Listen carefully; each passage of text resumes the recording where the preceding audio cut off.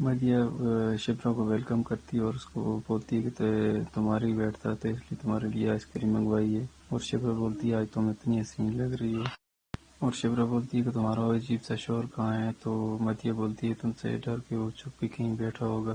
شبرا بولتی ہے کہ مجھ سے چھپ کے کیوں بیٹھا ہوا ہے، میں نے کیا کیا اسے۔ اس کی دوست کے سامنے وہ شبرا بولتی ہے کہ منگنی کے بعد میں نے فراز کو کسی لڑکی کے ساتھ ڈیٹ مارتے ہوئے اسے دیکھ لیا، بتا دی تو وہ شبرا کہہ رہی ہے کہ میں نے ایک چھری لی اور اس کے پیٹ کے پاس لے کر گئی، اور میں ابھی کچھ کہنے ہی والی تھی تو وہ بے ہوش ہو گیا۔ شبرا کے بابا نیوز سے موبائل پہ نیوز دیکھ رہے تھے، اتنے میں شبرا کی ماں آتی ہے اور ان سے موبائل لے کر بند کر دیتی ہے۔ شبرا کی ماں بولتی ہے کہ یہ خبر نامہ نہیں جبر نامہ ہے، پلانٹڈ ہوتا ہے سب جانتا ہوں یہ سب، تبھی تو سوشل میڈیا دیکھ رہا تھا۔ شبرا کے بابا بولتے ہیں بولو کیا مسئلہ ہے، تو شبرا کی ماں بولتی ہے جیسے آپ کو پتہ ہی نہیں ہے کچھ بھی، تو شبرا کے بابا بولتے ہیں تو کیا چاہتی ہو کہ آرام کھانا شروع کر دوں، بیٹوں کو گھر بسانے کے لیے رشوت لینا شروع کر دوں، کیا چاہتی ہو تم، اور آپ کو ناراض کر دوں لوگوں کو خوش کرنے کے لیے، کیا چاہتی ہوتے تم۔ شبرا کی ماں بولتی ہے بس کر دو۔ شبرا کے بابا بولتے ہیں کہ صفیہ اگر مجھے ذرا برابر بھی پتہ ہوتا کہ جو ایک ماں کے دل میں لالچ، نوکری کا لالچ چھپا ہوا، تو میں کبھی جس کو کہنا کا نکاح نہ ہونے دیتا۔ اور فراز کے پاپا آفتاب کو کال آتی ہے تو وہ بولتے ہیں تیمور صاحب مجھے پیسے کی لالچ کوئی نہیں ہے مجھے، لیکن آپ نے وعدہ کیا ہے کہ آپ میرے بیٹے کو مرسڈیز بس 1 کلاس دیں گے، مرسڈیز کی بات کر کے آپ نے ویسی لوکل گاڑی پکڑا رہے ہیں ہمیں۔ مدیہ کے والد بولتے ہیں آپ اور آپ کے خاندان کے ساتھ رشتہ جوڑنا ہمارے لیے قابل فخر ہے، اور فراز کے والد بولتے ہیں کہ پہلے اس رشتے کو قابل عزت تو بنا دیجیے گا اور بعد میں فخر بھی کیجیے۔ میں اس رشتے کو اس لیے برداشت کر رہا ہوں کہ یہ میرے بیٹے کی پسند ہے، اور بس جلدی سے گاڑی کا ارینج کریں اور آپ بلا وجہ لوگوں کے سامنے تماشا لگے۔ ان دونوں کی باتیں شبرا سن لیتی اور شبرا بولتی ہے کہ تو ہم بھی سن لیں، پھر ہو جائے تماشا، ہم بھی یہاں ہیں اور آپ بھی۔ فراز کے والد بولتے ہیں کہ تمہارے والدین آئے ہوئے ہیں، تو شبرا بولتی ہے نہیں، بڑوں سے بات کرنے کی تمیز نہیں سکھائی ہوئی۔ شبرا بولتی ہے کہ آپ کو کوئی کون نہیں جانتا، آپ ایسے سٹنگ منسٹر ہیں کہ آپ کو اس بات کا کوئی آئیڈیا نہیں ہے کہ اس جیسی ڈیمانڈ جب سوشل میڈیا پہ گردش کرنے لگ گئی تو آپ کے ستارے بھی گردش میں ہو جائیں گے۔ فراز کے والد بولتے ہیں کہ دھمکی دے رہی ہو مجھے، تو شبرا بولتی ہے نہیں، میں تو ریئلٹی چیک دے رہی ہوں آپ کو۔ شبرا بولتی ہے جو آپ کے سامنے بیٹھے ہیں یہ اس نے اپنی زندگی بھر کی کمائی اپنی بیٹی پہ لگا دی ہے، کیونکہ وہ اپنی بیٹی کو خوش دیکھنا چاہتے ہیں، لیکن میں آپ سے ایسی باتیں کیوں کر رہی ہوں، آپ کا نالائق بیٹا کہاں ہے جس نے اس شادی کے لیے آپ سے بغاوت کر لی تھی، نیند کی گولیاں کھا لی تھی، کہاں ہے فراز؟ شبرا اسٹیج پر پہنچ کی آواز دیتی ہے فراز بھائی کہاں ہیں، ذرا 2 منٹ آئیں گے۔ وہ مدیہ کے سامنے فراز بھی آ جاتا ہے اور شبرا پوچھتی ہے کتنی پہ آپ کی، فراز بولتا ہے یہ ایکسکیوز می، تو مدیہ بولتی ہے کیا بات کر رہی ہو شبرا؟ فراز بولتا ہے کہ میں آپ کو یہ کیوں بتاؤں، تو پھر شبرا بولتی ہے کہ واقعی آپ مجھے کیوں بتاؤں، جس نے ساری زندگی اپنے باپ کے پیسوں پہ گزاری ہوگی اس کو تنخواہ کا کیا اندازہ ہوگا۔ میں یہاں کسی کی انسلٹ کرنے نہیں آئی ہوں، لیکن آپ کو مدیہ کے باپ نے آلریڈی 25 لاکھ روپے کی گاڑی دے دی، اس کے ساتھ سونا، کپڑے، جوتے اور پتہ نہیں کیا کچھ دیے، اور سب سے بڑھ کے اتنی پیاری بیٹی دی ہے۔ ان سب کے باوجود بھی تمہارے فادر کی اتنی ڈیمانڈ بنتی ہیں کیا؟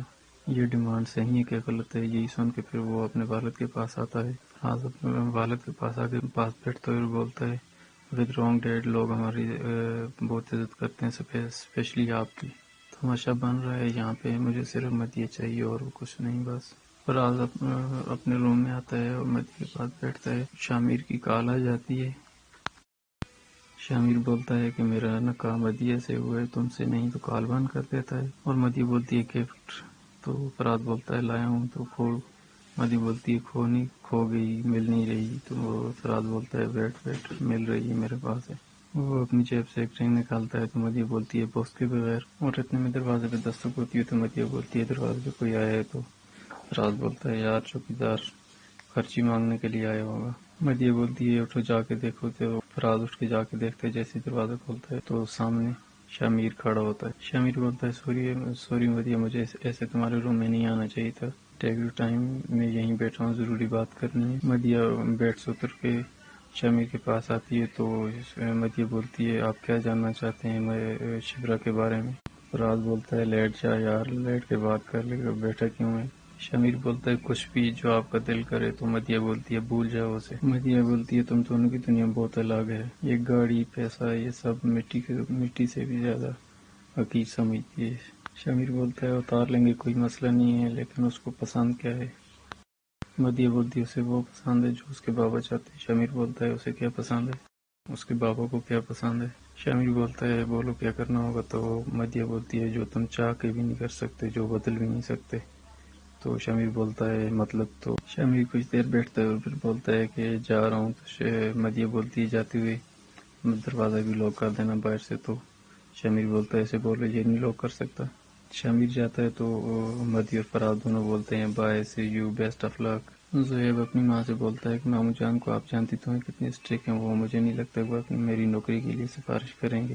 زہیب کی ماں بولتی ہے تو پھر ٹھیک ہے، ساری زندگی کا گھر میں بٹھائے رکھیں، مجھے تو کوئی شوق نہیں خیریات بیانے کا۔ تو زہیب بولتا ہے کیسی بات کر رہی ہو، آپ اچھے سے جانتی ہیں کہ 3 سال ہو گئے ہیں میرے اور سفینہ کی نکاح کو، اور کتنا انتظار کریں؟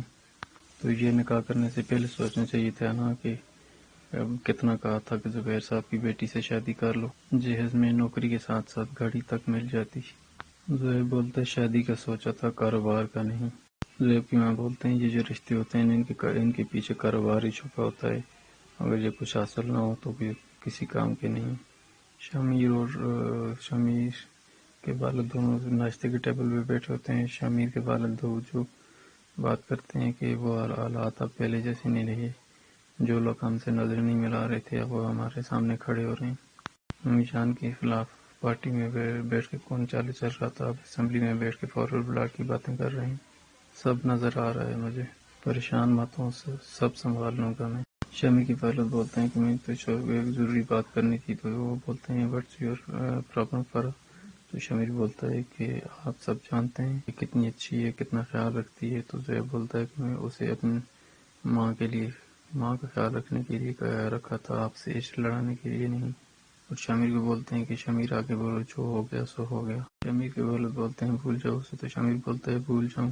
ماما جی نے اپنی نظروں کے سامنے آپ دونوں کو دیکھا تھا، جو قیامت پہ گزری تھی نا ان پہ، وہ میں نے صحیح تھی، بس سانسیں باقی تھی، اور میں اتنا چھوٹا بھی نہیں تھا کہ مجھے کچھ یاد نہیں اور نہ ہی بھول سکتا ہوں، اور یہ بات آپ مجھ سے نہ ہی کریں تو بہتر ہوگا۔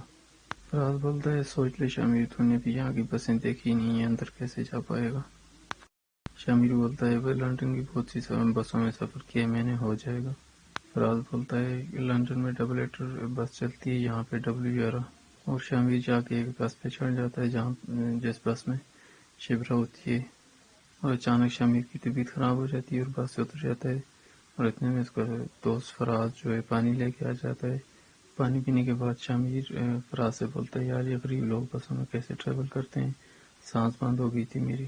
فراز اور شمیر دونوں ہوٹل میں جا کے بیٹھتے ہیں، چائے پیتے ہیں۔ تو فراز بولتا ہے شمیر سکندر کو دنیا کی کوئی سی لڑکی بھی ہاں کر دیتی، اور دنیا کی کوئی سی بھی لڑکی شادی کے لیے ہاں کر دیتی، اور ایسی لڑکی موجود ہے جو شادی کے لیے ریجیکٹ کر رہی ہے۔ شمیر بولتا ہے اسی لیے شبر تک پہنچنے کے لیے ایک پلان ہے میرے پاس۔ شمیر مدیہ کے گھر چلے جاتا ہے، اور وہاں سے مدیہ بولتی ہے یار یہ کیا کر رہے ہو، تمہارا فیملی بیک گراؤنڈ اتنا بڑا ہے کہ وہ شبرا کو پتہ چل گیا تو پتہ ہے کیا قیامت آ جائے گی۔ تو شمیر بولتا ہے کہ وہ بھابھی مجھ پہ تو ویسی قیامت آ گئی ہے کہ میں شبرا کو پسند کرنے لگا ہوں، اور اس کے لیے غریب بننے کے لیے بھی تیار ہوں۔ فراز بولتا ہے کاش میری شادی شمیر کی شادی کی بات کرائی ہوتی تو میں اس وقت گوارا فیل نہیں کر رہا ہوتا۔ فراز بولتا ہے مدیہ کیا ضرورت تھی شبرا کو اپنی شادی بھی بلانے کی؟ مدیہ بولتی ہے تمہیں کیا ضرورت تھی شمیر کو شادی بھی بلانے کی؟ ملیہ جو ہے وہ شبرا کو کال کرتی ہے، اس کا حال احوال پوچھتی ہے، تو وہ باتیں کرتے ہوئے بولتی ہے کہ آج میرا رشتہ آ رہا ہے۔ تو ملیہ کو بولتی ہے کہ کہیں وہ تم نے تو نہیں بھیجا؟ تو یہ باتیں شمیر سن لیتا ہے، وہ بھی بولتا ہے کینسل۔ تو ملیہ بولتی ہے چپ ہو جاؤ، سن رہی ہے وہ۔ ملیہ بولتی ہے نہیں یار میں تمہارے ساتھ ایسا ظلم کیسے کر سکتی ہوں؟ شبرا بولتی ہے نام کا پتہ ہے نا مجھے، اور اس کا مطلب بھی تو۔ ملیہ بولتی ہے ہاں میری شیرنی۔ اتنے میں گاڑی کا ہارن بجتا ہے، اور شبرا بولتی ہے بات سنو فون رکھو، مجھے لگتا ہے لڑکے والے آ گئے ہیں، تو میری حالت بھی مٹی سے بھری ہوئی ہے، اپنا حلیہ بھی درست کرنا ہے۔ شمیر ملیح کو بولتا ہے کہ آپ یہ رشتہ کینسل کریں اور پتہ کریں یہ لڑکا کہاں سے آ رہا ہے۔ ملیح بولتی ہے کیوں؟ تو شمیر بولتا ہے اٹھا لوں گا اسے۔ فراز کی وائف ملیح جو ہے وہ شبلہ کے گھر پہنچ جاتی ہے اور کال کرتی ہے۔ شمیر بھی وہیں کال سن رہا ہوتا ہے۔ اسپیکر پہ ہولڈ پہ ڈال رہی ہوں، جو باتیں کرے گی وہ خود بھی سن لینا۔ ملیح شبرا کے روم میں جاتی ہے اور شبرا بولتی ہے مجھے تجھے یہ لگ رہا تھا 2-3 میں تمہاری شکل دیکھنے کو نہیں ملے گی، اور ملیح بولتی ہے میں تمہارے لیے گفٹ لائی ہوں۔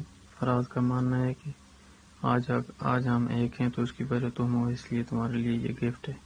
ملیح بولتی ہے کہ ہاں میں نے تم سے ایک بات کرنی ہے، تو وہ بولتی ہے کہ ہاں تم شادی پہ آئی تھی نا، وہاں پہ وہی لڑکا تھا، تو شبرا بولتی ہے کہ ہاں تو اس لڑکے کو میں پسند آ گئی ہوں۔ ملیح بولتی ہے کہ وہ لڑکا بہت اچھا ہے اور بڑی فیملی سے بلونگ کرتا ہے۔